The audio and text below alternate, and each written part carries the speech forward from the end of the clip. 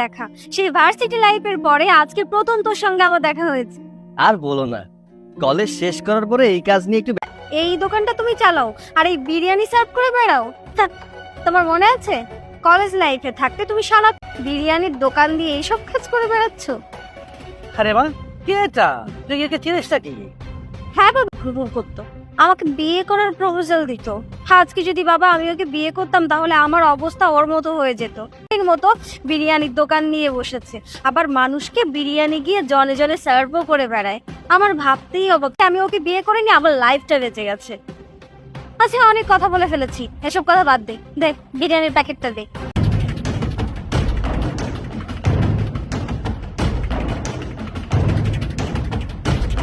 ভাঙতি করার দরকার নেই, তোকে আমি টাকাটা পুরোপুরি দিয়ে দিলাম। তোর যা বিল হয়েছে ওটা তুই রাখ, বাকিটা তোর টিপস। টাকা পয়সার কোনো প্রয়োজন হয় অবশ্যই আমাকে বলবি। শোন, গরিবদেরকে দান করতে আমার খুবই ভালো লাগে, তাই না বাবা? আচ্ছা, এটা আমি দেখতেছি, এটা কোনো টেনশন করার দরকার নেই। প্ল্যান্ট আছে যেটার অনেক সুনামও রয়েছে, তাই আমরা চিন্তা করেছি যে এই শহরে আমরা আরো একটি পানির প্ল্যান্ট তৈরি করব। করে দেখুন,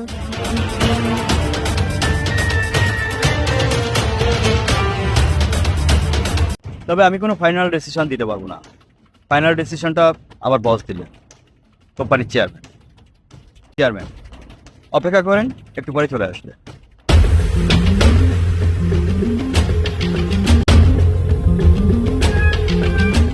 আরে সৈকত, তুই এখানে কেন এসেছিস? ড্রেস আপ এমন কেন? স্যুট বুট পরে এখানে অর্ডার নেওয়া চলে এসেছিস? বড় কোম্পানির মালিকের কাছ থেকে অর্ডার নিবি বস। ওর রাস্তার পাশে বিরিয়ানির দোকান আছে, সেখানে ও বিরিয়ানি বিক্রি করে। কি সব উল্টাপাল্টা কথা বলছে? উনি কথা বলছি। আসসালামু আলাইকুম স্যার। স্যার, আপনার কোম্পানির সাথে আমরা পানির প্যাকেট ব্যবসা করতে যাচ্ছি না। আর বলছে এর উপর ভিত্তি করে আপনি কোনো সিদ্ধান্ত দেবেন না প্লিজ। আমি আমার মেয়ের নিয়ে আপনার কাছে ক্ষমা চাইছি, সরি। স্যার, দেখেছি, ডোন্ট ওয়ারি, আমি প্রফেশনাল কাজে পার্সোনাল লাইফ আনি না। আপনাদের কন্ট্রাক্ট যদি লিগ্যাল হয়। আপনি যেন কি বলতে চেয়েছিলেন বলুন। স্যার, আসলে এমন কিছুই না, রিয়েলি সরি স্যার। সরি? কিসের সরি? সেদিন তো অনেক বড় বড় কথা। শুনুন, ফর ইউর কাইন্ড ইনফরমেশন, আমি কোনো রানীর রাজা হতে চাই না। আমি যাকে বিয়ে করে সম্পদের বড়াই দেখাচ্ছেন, সেটা আপনার বাবার টাকায় কেনা। আপনার বাবার কাছে জিজ্ঞাসা করে দেখুন। কারণ আপনার মতো ছোট মন মানসিকতা মানুষের সাথে কথা বলাটা আমার রুচিতে বাজছিল, আমার ঘৃণা করতে। সমস্যা ঠিক করুন, তারপর ভেবে দেখব সাইন করা যায় কি না। প্লিজ স্যার, এমনটি করবেন না। আপনি নিশ্চিন্তে থাকুন, আপনার সাথে আমার কোনো ঝগড়া বা ঝামেলা নেই। আপনি প্ল্যানিং ঠিকঠাক করে নিয়ে আসুন। এক্সকিউজ মি, আপনারা আসতে পারেন।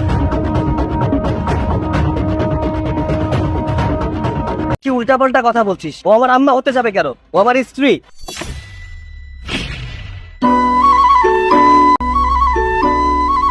কতদিন পর তোর সাথে দেখা। বিদেশ থেকে কবে আসলি?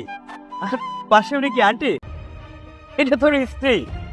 মানে তুই আমাদের সাথে জোকস করছিস, তাই না?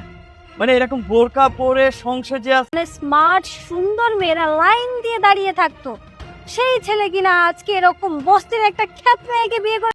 আমি হাজারো মেয়ের ক্রাশ ছিলাম, অনেক মেয়ে আমাকে ভালোবাসতো, তাই বলে এই নয় যাকে আমি বিয়ে। শোন, তোর কথা শুনে না হেসে আর পারলাম না।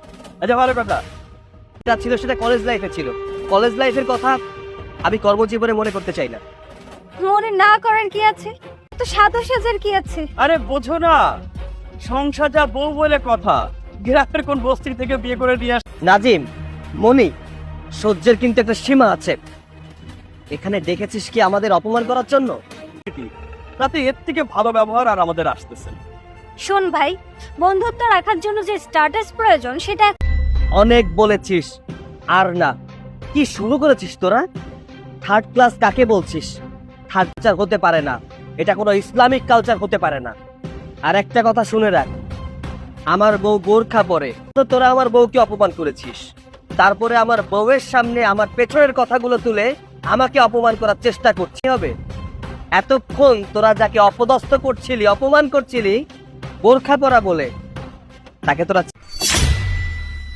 ওরে কি চিনতে পেরেছিস? আমার কলেজ জীবনের গার্লফ্রেন্ড। চলাফেরা করতো সে, আর এখন বোরকা পড়ছে। কেন, কোথাও লেখা আছে নাকি কোটিপতির মেয়ে কিভাবে এত সহজে এত সাধারণ জীবনযাপন বোরকা পরে থাকছে? এটা কিভাবে সম্ভব?